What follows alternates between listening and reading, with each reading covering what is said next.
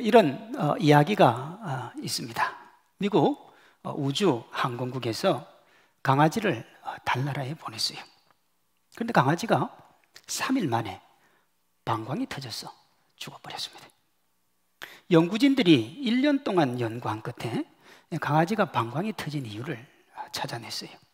핵심이 뭐냐? 달나라에 전봇대가 없어서.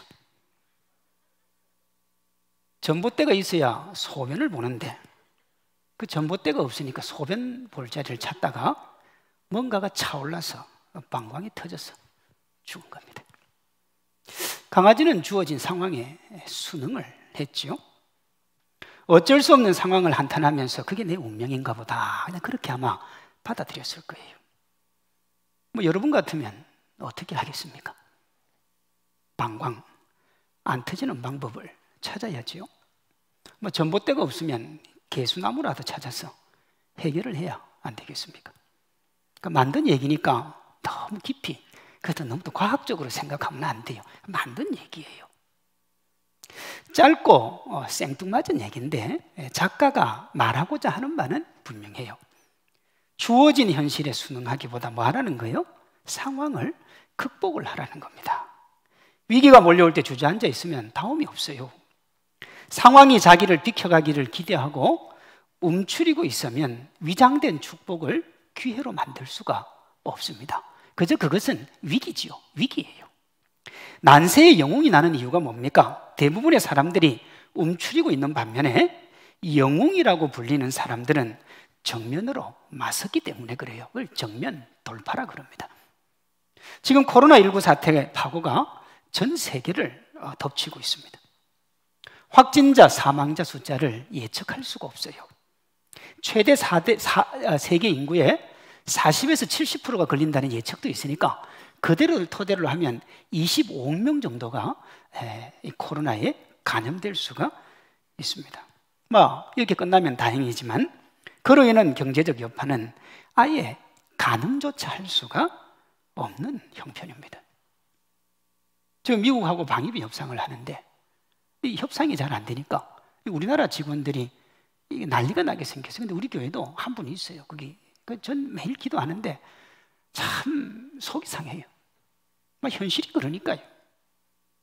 모든 사람이 아무도 가보지 않은 전인 미답의 길을 지금 걸어가고 있습니다. 그럼 어떻게 해야 되겠어요? 상황을 말하면서 주저하거나 포기하면 여러분 어떻게 되는 줄 압니까? 자꾸 남 탓해요. 누가 잘못했네, 누가 잘못했네, 누구 탓이네. 계속 남 탓만 하게 됩니다. 이 거대한 파도에 맞서서 싸워야 돼요. 정면 돌파요. 우리 성산교회 성도들은 이 마음 가지시기를 주님의 이름으로 소망합니다. 그러면 어떻게 정면 돌파해야 되냐? 여러분, 정면 돌파도 가지가 있습니다. 우회로가 있고 여러분 편법을 쓰는 것도 있고, 그러나 우리는 그리스도인답게요. 수단 방법 가리지 않거나 과정을 무시한 채 결과를 바라보면서 나아가면 안 되고 하나님 자녀다운 정면 돌파를 해야 됩니다. 좋은 모델이 오늘 본문의 요셉이요. 본문의 요셉이 하나님의 자녀답게 정면 돌파를 하는데 그 시작이 분명한 자기 정체성입니다. 이게 정말 중요합니다. 자기 정체성이에요. 자기가 뭔지를 몰라요. 자기가 누군지를 몰라요. 자기가 어떻게, 여러분, 저는 이 땅의 교회가 많이 병들었다는 것에 100% 동의합니다. 그래서 우리가 삶이 있는 신앙을 얘기하지 않습니까?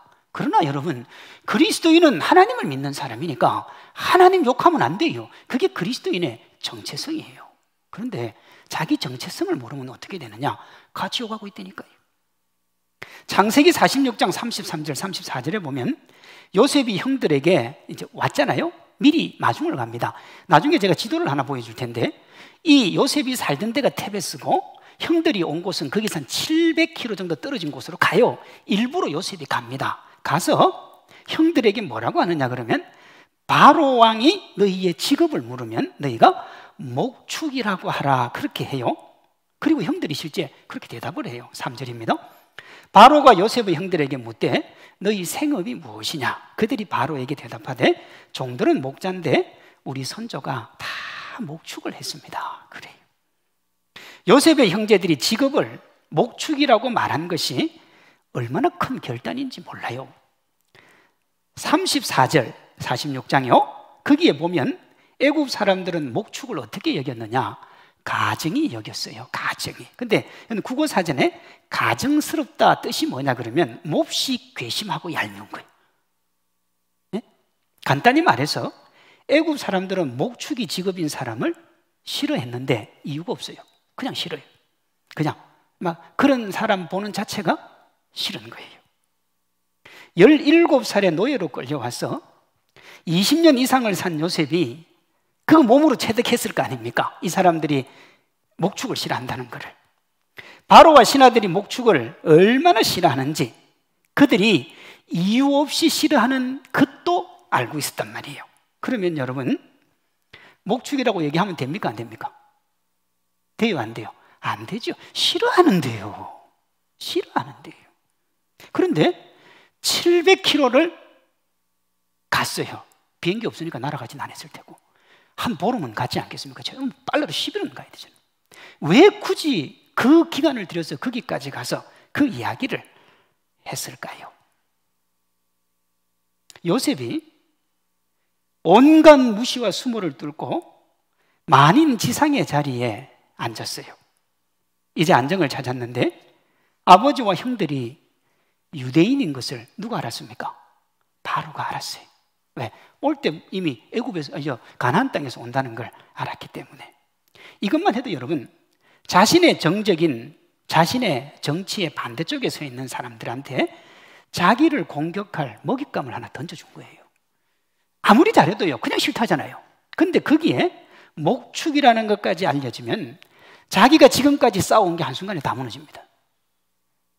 요셉은 이 모든 것을 누구보다도 잘 알면서도 공개를 합니다. 자신을 드러내요. 자기의 자기됨의 배경을 드러내어서 버림을 받는다면 내가 버림을 받겠다는 거예요. 이것이 분명한 자기 정체성을 가지고 정면 돌파하는 겁니다. 카멜레온처럼 상황과 여건에 따라서 요동을 치면 안 되는 거예요, 여러분. 코로나19 사태 속에서 교회를 통해서 집단 감염이 된 사례가 있습니다. 지난주에도 있었고요. 참 많이 안타까웠습니다. 이런 일이 터지자 교회를 비상식적인 곳으로 모는 이들이 있습니다. 그런 분위기도 있고요. 그러다 보니 성도들이 위축이 되고 자신이 예수님 믿는 것을 드러내는 것도 꺼리는 분이 있습니다. 조심해야지요.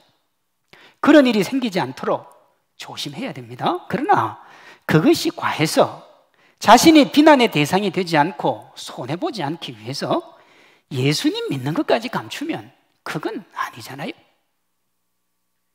우리의 부주의함에 대한 반성은 좋습니다. 교회가 잘못했죠. 교회가 못난 행동을 많이 했어요. 전 100% 인정합니다.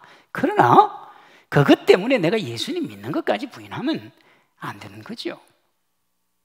예수님은 우리의 부끄러움을 개의치 않으셨는데 우리가 예수님을 부끄러워하는 게 말이 되겠습니까? 요셉이 다른 것은 다 양보해도 신앙은 양보를 안 했어요. 세상의 명예 권세를 신앙과 바꾸지 않았고 도리어 믿음으로 당당했으며 믿음으로 인한 손해는 감수를 했습니다. 그것이 여러분 총리 자리를 내려놓아야 될 수도 있어요. 그리고요, 예전에 그 힘들었던 삶으로 다시 돌아가야 될 수도 있어요. 사랑하는 성도 여러분, 자신이 예수님을 믿는 크리스찬이라고 하는 정체성이 흔들리면 안 됩니다. 코로나든 그로 인한 경제적인 여파든 어떤 문제가 다가오든 그리스도인답게 이 상황을 이겨내기로 다짐하시기를 소망합니다. 자신의 정체성을 이렇게 분명하게 했으면 그 정체성에 맞는 삶을 추구를 해야 돼요. 요셉과 그의 형제들에게는 고센 땅을 정착지로 삼는 겁니다. 1절 2절이요. 요셉이 바로에게 가서 고하여 이르되 내 아버지와 내 형들과 그들의 양과 소와 모든 소유가 가나안 땅에서 와서 어디 있다고요? 고센 땅에 있습니다. 여러분 다시 합니다. 좀 있으면 지도 나와요.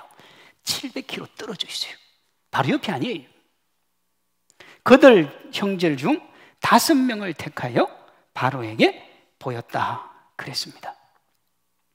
아버지 야곱과 형들이 이집트로 왔어요. 오자 자기가 고센 땅으로 갑니다. 가서 그 가족들을 고센 땅에 머물게 하고 형들 5 아버지 모시고 바로 앞으로 와요. 왜 그렇게 했습니까? 다 안 데리고 오고요. 왜요? 우리 고센 땅에 살겠다는 거예요. 요셉의 의도를 이해한 형들도 자신들이 고센 땅에 머물겠다고 그래요. 4절입니다. 그들이 또 바로에게 고하되 가나안 땅에 기근이 심하여 종들의 양떼를 칠 곳이 없기로 종들이 이곳에 거류하고자 왔사오니 원하건대 종들을 어디에요? 고센 땅에 살게 하소서. 왜 고센 땅일까요? 그들의 정체성을 지키며 사는 가장 좋은 장소가 고센이에요. 고센 지역이 하나님 자녀의 정체성을 지키며 살 수 있는 최적의 장소예요. 이 결정과 관련해서 우리가 약간의 이집트 역사를 좀 이해할 필요가 있어요. 이집트 역사가 한 5,000년 되는데요, 5,000년 역사 중에 BC 3000년경에 시작해서 BC 2100년까지 지속된 고왕국, 그때부터 BC 500년까지 지속된 중왕국, 그때부터 BC 712년까지 지속된 신왕국, 이 3가지 시기가 스핑크스 피라미드를 대표되는 화려한 이집트 역사의 중심입니다. 오늘 본문의 역사적 배경이 되는 야곱의 이집트 이주는 BC 19세기로 이집트 역사에서 중왕국 시대에 속합니다. 지도를 보시면 여러분들이 봤을 때 왼쪽 지도요, 고대 이집트에는 2개의 수도가 있었습니다. 하나는 왼쪽 그림 위쪽에 붉은색으로 표시된 멤피스고, 다른 하나는 테베스예요. 제일 그 중간 밑에 내려가면 빨간 게 하나 또 있어요. 멤피스는요, 고왕국의 수도입니다. 그러니까 BC 2100년까지. 그리고 지금 이 멤피스는 카이로 수도에서 한 20km 남쪽에 위치되어 있는데 나일강 삼각주의 발원지입니다. 그래서 인도의 문명, 그러니까 이집트 문명이 저기서 시작이 되는 거예요. 멤피스에서요. 화려하고 웅장한 이집트의 수도가 될 최적의 환경을 가진 곳이 그곳입니다. 이곳을 이집트인들이 수도로 삼은 거죠. 제가 왼쪽 아래쪽 현재 이집트 수도를 참고로 하나 올려놨어요. 이쪽에 또 다른 수도가 뭐냐 그러면 상위 이집트라고 불리는 그 테베스예요. 저 깊숙한 내륙에 있는 테베스예요. 현재 수도인 카이로에서 남쪽으로 한 670km가 떨어져 있습니다. 중왕국의 수도인데 왜 여기가 수도가 되었느냐 그러면, 왜 수도가 되냐, 고왕국을 통일한 사람들이 누구냐 그러면 이 테베스 지역에 살던 군주들이거든요. 그러니까 수도를 옮긴 거예요. 자, 제가 앞에서 말씀을 드린 것처럼 이 중왕국 시기가 요셉이 형들에게 팔렸던 때, 야곱이 흉년으로 가족을 데리고 이주했던 BC 19세기입니다. 그러니까 요셉이 보디발에게 팔린 장소가 어디냐면 멤피스가 아니고 테베스예요. 지금 요셉이 국무총리로 직무를 보는 것도 테베스고 살고 있는 것도 테베스입니다. 이런 지리적 특징을 생각하면서 요셉이 아버지와 형들이 머물 곳으로 고센 땅을 전한 것을 묵상하면 사실 이해가 어렵죠. 아까 지도 왼쪽에서 봤지만 그 고센 땅은 멤피스에서 북쪽으로 수십 킬로를 더 가야 돼요. 그러니까 나일강 삼각주 한중간에 있는 거예요. 그러니 여러분 한 거리로는 700km가 된단 말이에요. 고센 땅은 방금 제가 얘기한 것처럼 엄청나게 자기가 살고 있는 곳하고 떨어져 있어요. 거리도 엄청납니다. 근데 여러분 보세요. 요셉이 아버지를 정말 그리워했죠. 너무너무 보고 싶어 했어요. 근데 그 아버지를 몇 년 만에 만났냐? 20년 만에 만났어요. 20년 만에. 그리고 그 아버지가 130살이에요. 이제 얼마 살지도 못해요. 끝으로 보고 싶었던 아버지, 24시간 함께 있어도 시간이 아까울 그가 왜 1년에 한 번 보지도 못하는 그곳에 살도록 해놨을까요? 요셉이 힘이 없었습니까? 아니지요. 그는 1인지야 만인 지상의 총리였지만 실제 힘은 왕을 능가했습니다. 창세기 41장 40절이요. 너는 내 집을 다스리라. 내 백성이 다 내 명령에 복종하리니 내가 너보다 높은 것은 뭐밖에 없다고요? 왕좌밖에 없다. 내 사실 뭐 자리 하나 가지고 있는 거지 실세는 뒤다 이거예요. 여기에 바로 왕도 왕궁의 좋은 곳으로 자리를 잡아라고 제안을 합니다. 47장 6절이요. 애굽 땅이 내 앞에 있으니 땅의 좋은 곳에 내 아버지와 내 형들이 거주하게 해라. 이집트 땅 어디를 가도 좋으니까 네 편하게 하라는 거예요. 부모님 모시고 싶으면 바로 옆에 있어도 좋고 형들과 그렇게 살아도 좋다는 거예요. 여러분, 요셉에게 힘이 있어요. 아버지 형들과 가깝게 살아야 될 이유도 있어요. 지금까지 목축을 했더라도 이제 목축 안 해도 돼요. 왜? 요셉의 힘 안 하면 총리 정도, 아니 지방관 하나 정도 충분히 줄 수 있는 힘이 있어요. 그런데도 요셉은 고센을 선택합니다. 요셉의 요청이니 바로 왕이 들어줄 거예요. 그렇잖아요? 들어줘요. 그런데 요셉은 만에 하나 들어주는데 왕이 혹여나 안 들어주면 어떻게 하나 하고 대비를 하나 해요. 그게 뭐냐? 목축이 직업이라는 거예요. 그거 얘기 안 해도 되는데 그거까지. 이것은 요셉이 아버지와 형들이 고센상에 거하도록 하는데 자기 전부를 다 그런 거예요. 창세기 46장 33절 34절입니다. 바로가 당신들을 불러서 너희 직업이 무엇이냐 묻거든. 직업 묻습니다. 어떤 종자들이냐 이거지.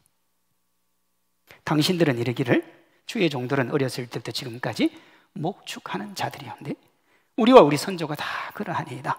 애굽 사람들은 다 목축을 가증히 여기나니 당신들이 고센 땅에 살게 되리다 그랬어요. 애굽 사람들을 목축을 어떻게 해요? 가증이에요. 가증스럽다는 뜻이 뭐라고요? 몹시 괘씸하고 얄미운 거예요. 그냥 싫어요. 그냥 싫은 거예요. 요셉이 그들이 이렇게 가증스럽게 여기는 집안 사람이고 나도 어릴 때 목축했으며 그동안 사랑 많이 받았지만 지금부터는 미움받을 수 있어요. 이 미움은 이유가 없거든요. 도대체 요셉이 왜 자신의 전부를 던지면서까지 고센을 고수할까요?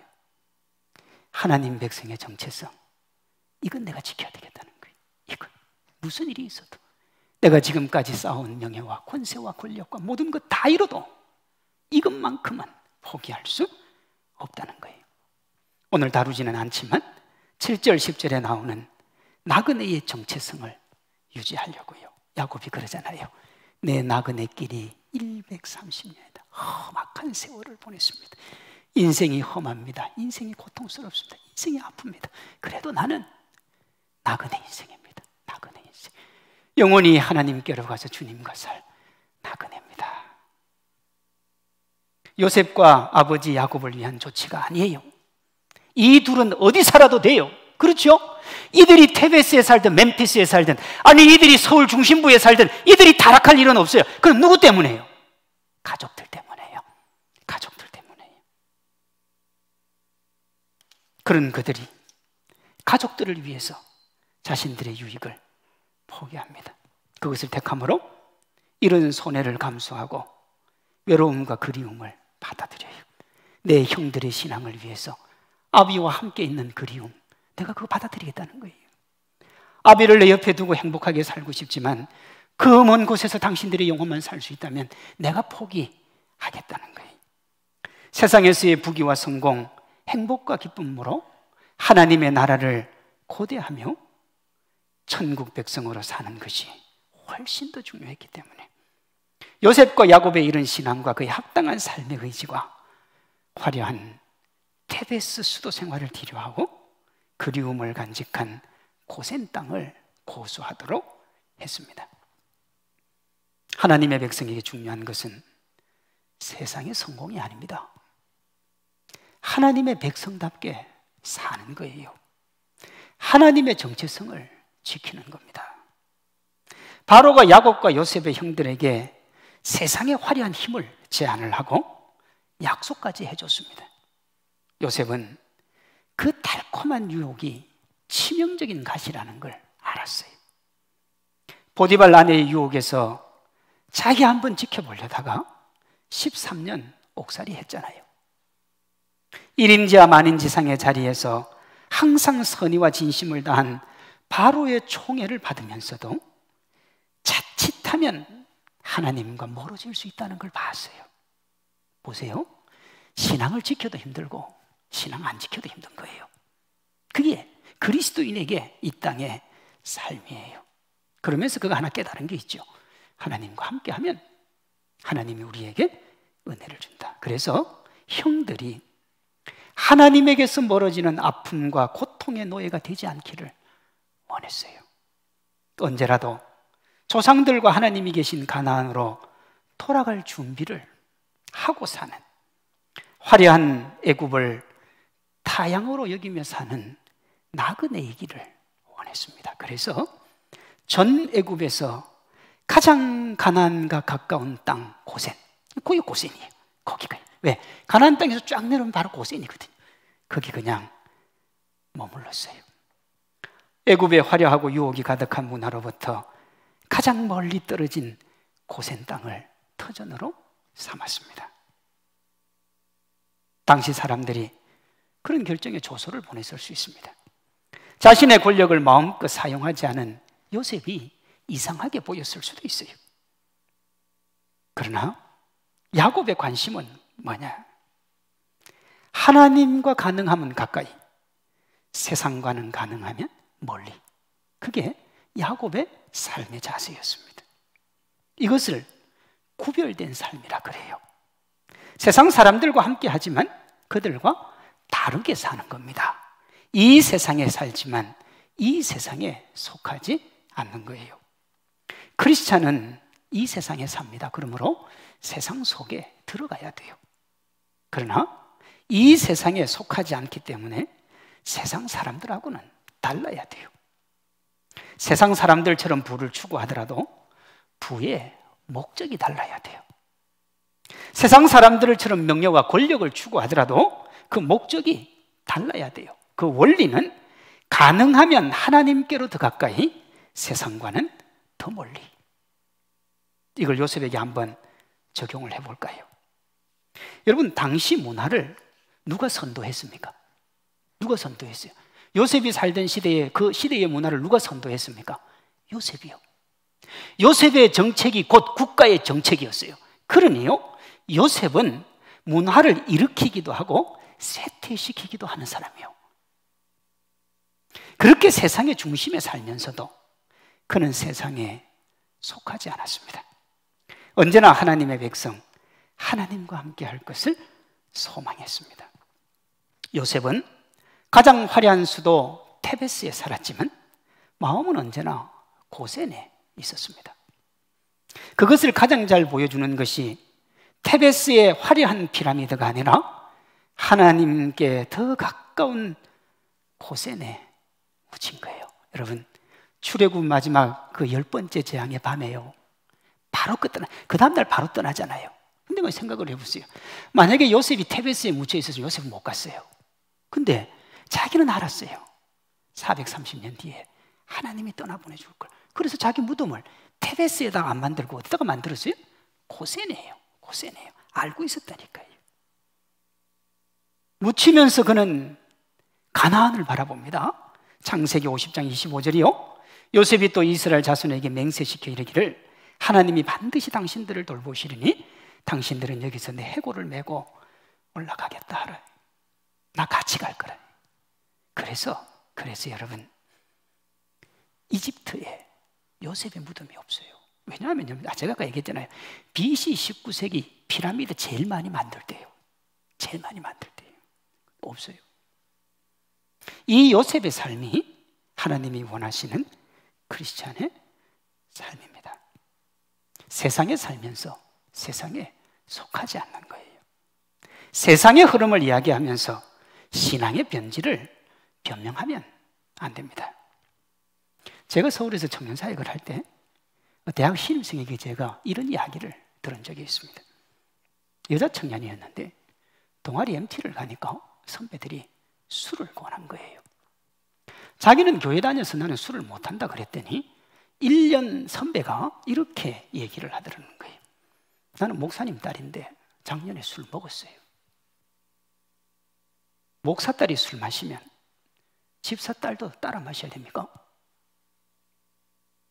담임 목사인 제가 거짓말을 하면 우리 교회 성도들도 거짓말 해도 됩니까? 이상한 신앙이 난무하고 있어요. 말도 안 되는 거예요. 여러분, 자기 목사님 딸인 거하고 술 안 먹는 거 무슨 상관이 있어요? 신앙을 변명하거나 상황을 핑계대면 안 돼요. 하나님 자녀답게 살면 별 볼 일 없어 보이고 때로 무시를 받을 수도 있습니다. 사랑하는 성도 여러분, 그래도 구별된 자리, 구별된 삶을 택하셔야 돼요. 이렇게 크리스찬의 정체성을 분명히 하고 그 정체성에 맞는 삶을 추구하면 하나님이 축복으로 함께 하십니다. 하나님께서 이방의 중심에서 믿음의 삶을 다짐하며 그 믿음을 지키기 위해 자신의 모든 것을 던진 요셉에게 바로를 통해서 이렇게 복을 줍니다. 5절 6절이요. 바로가 요셉에게 말하여 이르되 내 아버지와 형들이 내게 왔은즉 애굽 땅이 내 앞에 있으니 땅의 좋은 곳에 내 아버지와 내 형들이 거주하게 하되 그들이 고센 땅에 거주하고. 이집트 사람들이 유대인, 직업이 목축인 사람을 무작정 싫어한다 그랬습니다. 이유가 없어요. 그러면 이집트인을 대표하는 바로 왕 싫어해야 되잖아요. 그런데 요셉에게 전권을 다시 줍니다. 기가 막힌 얘기예요. 네가 원하는 고센 땅에 살아라는 거예요. 앞에서 살펴본 것처럼 고센은요, 나일강 삼각주의 정말 좋은 땅이에요. 하나님이 그 좋은 땅 중에서도 가장 좋은 곳을, 믿음의 정체성을 드러내며 그에 합당한 삶을 다짐하며 자신의 인생 전부를 걸었던 요셉에게 줍니다. 11절이요. 애굽의 좋은 땅 람셋을 그들에게 주어 소유로 삼게 하고. 사진 오른쪽 위에 고센 지방과 람셋 지역이 보이죠. 람셋은 고센 지방에 있는 한 곳이죠. 나일 삼각주 북동쪽에 위치한 람셋은 후에요, 람세스 2세가요. 람세스 2세가 이스라엘 백성을 동궁해서 왕궁과 성을 짓습니다. 이들이 누구냐? 이집트의 힉소스 왕조예요. 잠시 거기 수도가 됩니다. 출애굽기 2장에 보면 이 성을 뭐라고 그랬느냐? 국고성이라 그랬어요. 국고성은 뭐냐 그러면 국가의 보급품을 저장하는 곳입니다. 차고 넘치는 정말 축복의 땅이에요. 하나님 자녀의 삶을 다짐하고 그 길을 걸어가면 하나님이 우리의 인생 책임져 주실 줄로 믿습니다. 이 믿음 가지고 신앙생활하는 거고 이 믿음 가지고 하나님께로 나아가는 거예요. 사랑하는 성도 여러분, 어떤 상황이 여러분 앞에 놓인다 할지라도 하나님 자녀의 정체성을 포기하지 마십시오. 우리가 마주하는 그 어떤 문제보다 하나님이 크시고 그 크신 하나님이 우리가 우리 앞에 놓인 그 어떤 문제도 이길 힘을 주실 줄로 믿습니다. 우리가 할 것은 믿음의 정체성으로 주어진 삶의 정면 돌파를 시도하는 거예요. 믿음으로 가는 겁니다. 두려움에 떨고 주저앉으면 안 돼요. 거대한 세상을 보면서 지레 포기해도 안 됩니다. 도전하면 길이 열립니다. 절대로 이길 수 없을 것 같은 상황을 이기고 움직이지 않을 것 같은 것들이 움직입니다. 코로나19에 그친 광풍 앞에서도 꿈쩍하지 않은, 아니 코로나19도 어떻게 하지 못한 TV 프로그램이 하나 있습니다. 3월 12일, 정확히 얘기하면 3월 14일에 막을 내린 TV조선의 미스터 트롯이라고 하는 프로그램이요. 마지막 기 시청률이 얼마였느냐? 35.7%예요. 국민 3명 중에 1명이 봤다는 건데 어마어마하죠. 어마어마한 겁니다. 그런데 이보다 더 시청률보다 더 엄청난 일이 벌어져요. 결선 투표를 시청자들에게 맡겼는데 무려 몇 명이 참석을 했느냐? 773만 명이 넘게 참여를. 여러분 이건 뭐 대단합니다. 우리 교회 유튜브에 올라 있는 제 설교 영상 아무리 많이 찍어야 1000번도 못 찍어요. 난 나름대로 괜찮다고 생각을 하는데 그게 잘 안 돼요. 773만 같으면 어마어마한 거예요. 생방송 시간에 집계를 못해서 이틀 후에 결성자를 발표하는 해프닝이 일어났습니다. 아마 지금 예배를 드리고 있는 성도님들 중에 참여하신 분들이 적지 않을 거예요. 저는 이 프로그램 얘기는 들었지만 한 번도 본 적은 없습니다. 왜 안 봤느냐? 그게 푹 빠져서 살까 봐. 저는 기본적으로 뽕짝을 괜찮게 생각하는 사람. 마지막 게 시청률이 35.7%, 770만 명 참가. 그래서 제가 다 끝나고 지난주에 도대체 이 프로그램의 매력이 뭘까? 제가 생각을 하면서 주의 깊게 봤습니다. 전문가들의 한결같은 말이 뭐냐? 참가자들의 실력과 매력이요. 참여한 사람들의 실력이 상당한 수준이고 트롯이라고 하는 기존의 고정관념을 깨는 매력 그리고 새로운 걸 보여줬다는 거예요. 제가 이런 정보를 토대로 설교 준비를 위해서 지난 한 주 1, 2, 3등한 가수들의 노래를 상당히 들었습니다. 그래서 지금 제 머릿속에 뽕짝 리듬이 충만합니다. 제가 그 세 명의 노래를 들으면서 3등을 한 24살 대학생에게 눈길이 갔습니다. 그 대학생은 가수가 아니에요. 1등 했던 친구도 가수고 2등 한 사람도 가수고 웬만하면 다 가수였는데 그 친구는 24살 대학생이에요. 그래서 그 청년의 노래에 달린 댓글을 제가 한번 봤습니다. 대부분 이런 내용이에요. 프로와 아마의 싸움에서 그래도 큰 성과를 거둔 이찬원에게 박수를 보냅니다. 이런 것도 있어요. 결성 1, 2차 무대 마스터 투표에서 이찬원이 1위를 했다는 건 전문가들이 뽑은 순수 실력에서 최종 우승이라는 걸 의미합니다. 그랬어요. 여러분, 두 댓글을 연결하면 어떻게 되는 줄 압니까? 일반인이, 저는 도전을 거기서 받아요. 일반인이 가수들의 경연 무대에 당당하게 도전을 해서 기죽지 않고 멋진 모습을 보여줬는데 그 자체가 우승에 버금간다는 겁니다.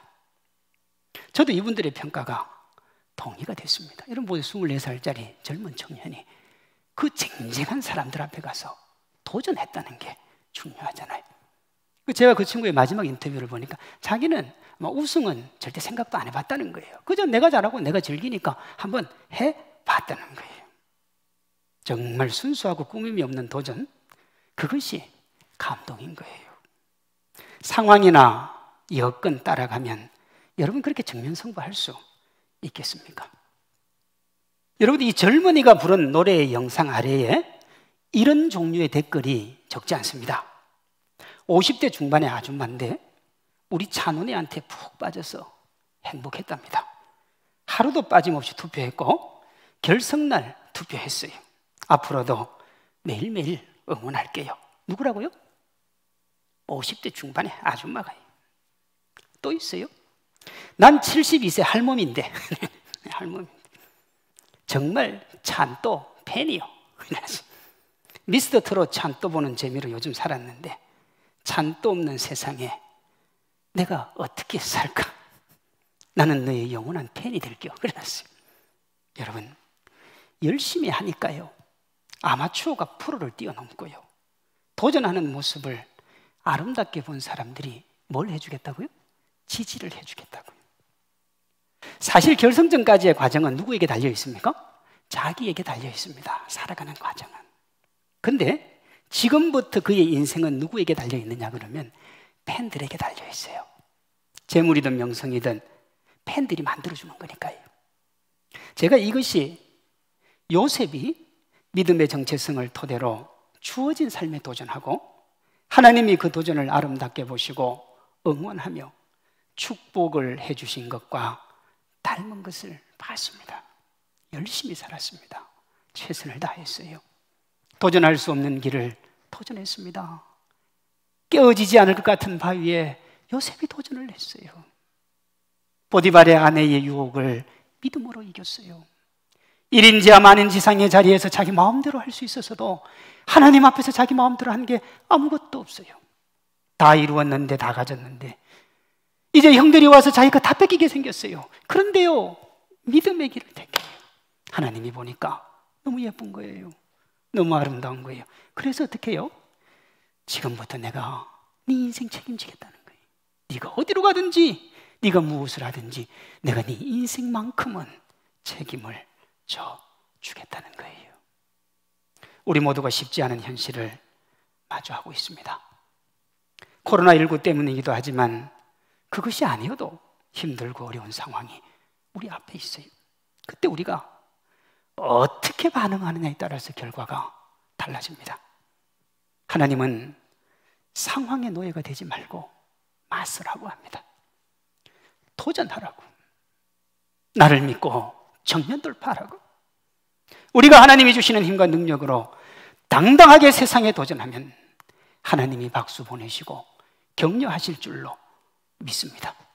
길을 열어주시고 항상 우리 응원하고 힘주시고 참된 축복의 주인공 되게 해주실 줄로 믿습니다.